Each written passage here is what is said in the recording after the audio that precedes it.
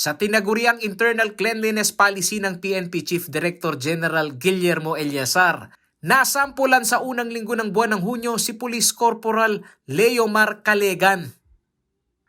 Kabilang siya sa 5 enforcer ng Anti-Overloading Law na nahuli sa entrapment operation ng PNP Integrity Monitoring Group o IMEG nitong June 4. At ayon kay Leonard Lansang, presidente ng Porac Truckers and Haulers Association, hindi na ito bago sa kanilang industriya dahil na rin anya sa panunuhol ng ilang nasa trucking industry para sirain ang presyuhan ng buhangin sa merkado. Ang regular na 900 pesos per cubic meters na buhangin na ibababa ng mga lumalabag sa anti-overloading law ng higit 700 pesos per cubic meters. Sa laki ng dump box, ang regulated na 13.5 tons per axle hindi na ito na ipatutupad sa pagload ng 42 cubic meters sa kada load ng mga 12-wheeler truck. Yung lumalabag din sa regulated na karga, sila yung nanunulot, nagpapababa ng hanggang 780. Yung bigayan. Ibababa nila.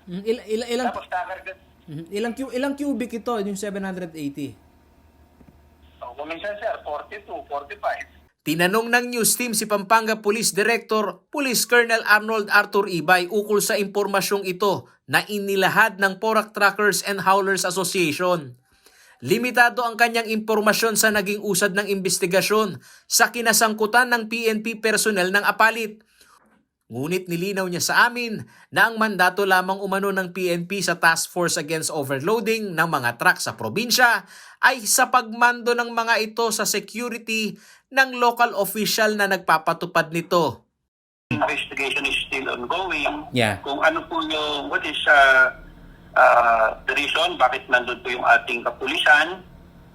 So initially, security po sila but they are not the ones imposing it, ano? Mm-hmm. So, ganun po. And hindi pa po tapos yung investigation kaya hindi pa po ako makapagbigay sa inyo ng sapat na kasagot sa tanong niyo.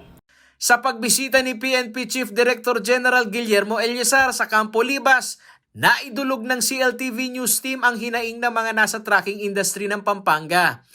Hindi direktang sinagot ni General Eliazar ang aming tanong kung saan na umabot ang investigasyon ng PNP sa nangyayaring korupsyon sa kanilang hanay sa usapin ng pagbabantay sa mga truckers na lumalabag sa anti-overloading law. Bagkus sagot niya, pinagbubuti naman anya ang isumbong na isang proseso para maawat ang mga pulis na involved sa pangungutong sa mga truckers. Kaya tayo naglumbong. Itong isumbong kasi hindi naman ito bago. Subalit, ang pinagaganda natin doon is we are improving the system on the referral. Ayon kay PNP Chief, ang pagkakaaresto ng pulis na nangungutong sa mga truckers ay bahagi lamang ng kanilang mas malalim na pag-usisa kung gaano kalalim ang korupsyon sa mga lumalabag sa anti-overloading law. Sa hanay ng pambansang pulisya, nasa higit 5,000 na umano na pulis simula noong taong 2016 ang nadidismiss sa serbisyo dahil sa iba't ibang kaso. At itong scheme ng harassment sa mga nasa trucking industry ay kanilang tututukan.